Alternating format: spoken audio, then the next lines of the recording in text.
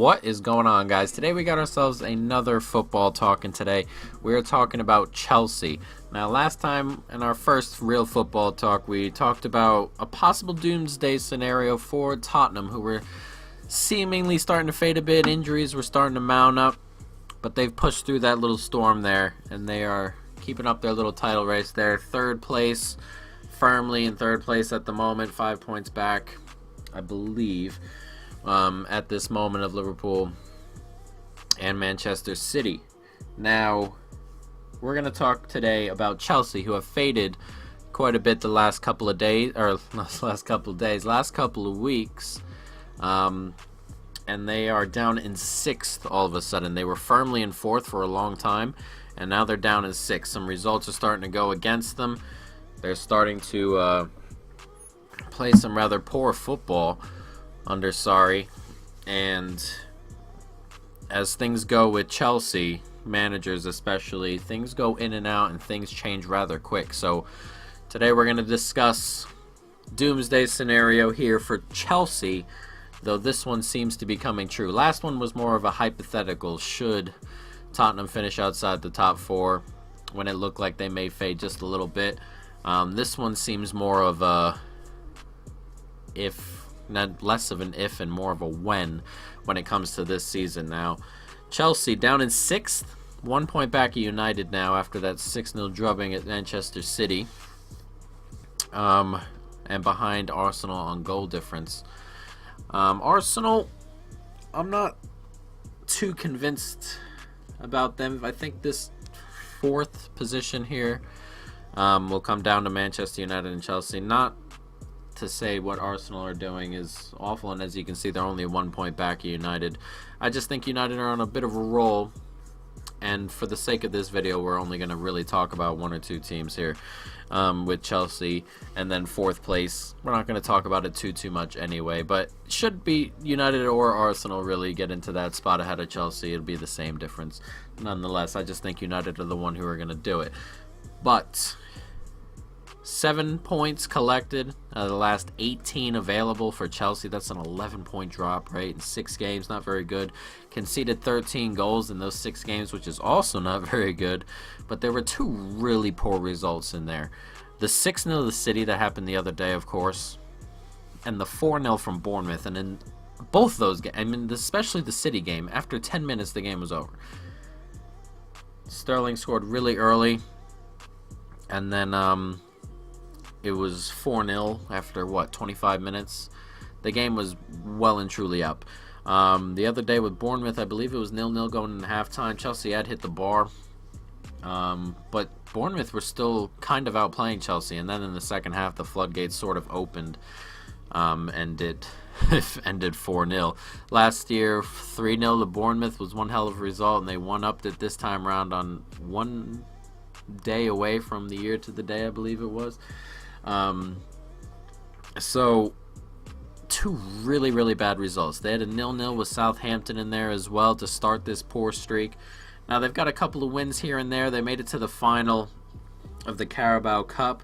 They beat Tottenham 2-1, a Tottenham team who'd been missing a lot of players. Though Tottenham do well enough to hold their own. 2-0 loss to Arsenal in there. They've got a cup win in the FA Cup. They've got United coming in the FA Cup, and then they've got City again in a couple weeks in the Carabao Cup final.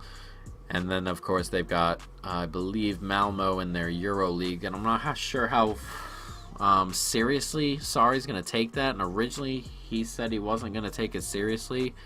But we might be getting to a point where the only way into the Champions League is via winning the Europa League. So he may have to change his priorities around just a little bit.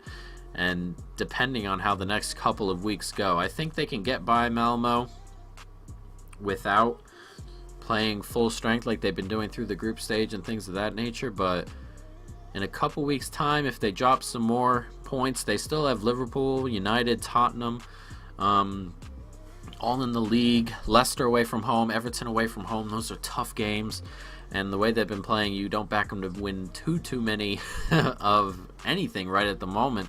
So it might come across a point where they need to win the Europa League to get into the Champions League, which is obviously something he doesn't want to do. He would like to finish fourth, but I think he needs to be a little bit careful. For his own sake, I think fourth or the Europa League win would be, God, I don't want to say minimum because I don't know if Abramovich will fire him at the end of the year, but we know what happens with Chelsea managers. They're in and out of the club all the time. Di Matteo won the Champions League and he was gone like 4 months later. It's really, really quick, these turnarounds with managers at Chelsea. It's very difficult. You're either got it and rolling with it right off the bat, or it's gone in a year. So he needs to be very, very careful. And the style of football he played at Napoli was really nice, and he's tried to bring it over here. It's just not working out as of this moment quite yet. For a while they didn't have a striker, I would say, but he was playing Hazard up front as the number 9, and it was very strange. The whole thing was very strange. You got Giroud on the bench, who is good for these crosses. They were just slinging crosses in left and right, and Hazard was trying to get onto them. It was very strange for a long time there. Then Higuain came in, and I'm not personally sold on Higuain, and I never have been, but it was a real striker, I suppose, and if he comes good, it may change it just a little bit. But if he doesn't come good, then it's kind of a mess. I don't believe it's an obligation to buy him, but I believe it's an opportunity to buy him come the summertime for £33 million, I think. So he has to start coming good, or he'll be back off to no man's land over there in Milan. So it's a difficult situation, a very difficult situation. So Doomsday for Chelsea seems more and more realistic by the week. I don't think they're going to beat City in the cup final. I just don't. I don't think they're going to finish fourth. Their only route, I believe, to Champions League football next year would be via the Europa League. I don't think they're going to win that either. So I think the way this season's going and the way they're playing right now, they're going to go and fall into this Doomsday scenario that looks like possibly Sarri gone and on the hunt for a new manager, Hazard gone. I mean, Hazard's been talking about Real Madrid for a year now. Plenty of quotes from him. Madrid move is still my dream. That's one of, I've always loved Real Madrid.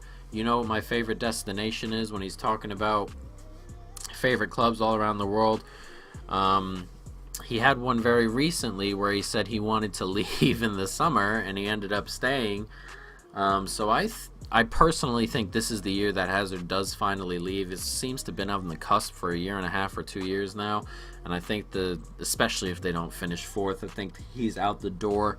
They're going to have to replace him. Now Pulisic is coming in, but I don't think Pulisic lives up to that quality. He's in and out of the team at Dortmund sometimes. There are long stretches where he's on the bench, and then there are stretches where he's playing well, and then he fades a bit and back onto the bench. It's a very odd situation over there, and he's filled with potential, of course, but someone's got to replace Hazard, and I'm not sure Pulisic can do it or right off the bat. They're going to miss out on that revenue of Champions League football. Financial fair play is starting to crack down around a little bit. A lot of teams are starting to feel it just a little bit, and that extra, it's a lot of revenue. It's like £70 million, depending on how far you go into the tournament there.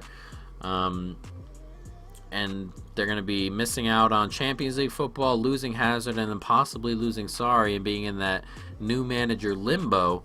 And that could be a really long time for Chelsea. The issue with Chelsea is that every couple of years they kind of fall into this slump where they do really well, where they won the league a couple of years back and they win it, and then they drop and they finish fourth, and then the year after that they finish sixth, and then they come back and finish second again, and then it's these weird drops. They're really, for a top 6 team, they're really huge swings year to year with Chelsea, and they look like they're going to have one of those really low dips, but they also look like they're going to lose their best player by far.